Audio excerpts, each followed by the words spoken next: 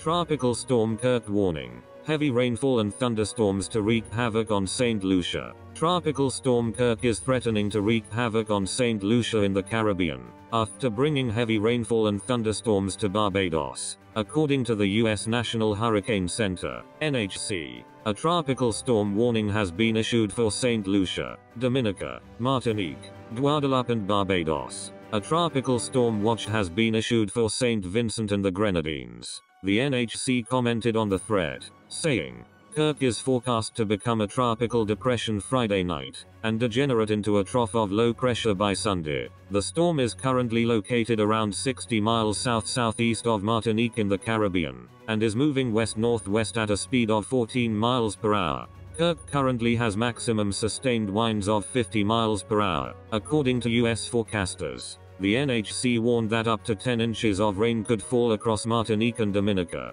bringing the risk of mudslides and flash flooding. AccuWeather senior meteorologist Dan Pidanowski sent a warning to residents, saying, the rain will be heavy enough to cause flash flooding and mudslides. Gusts between 50 and 60 miles per hour may also cause power outages and minor damage to some poorly constructed structures through early Friday.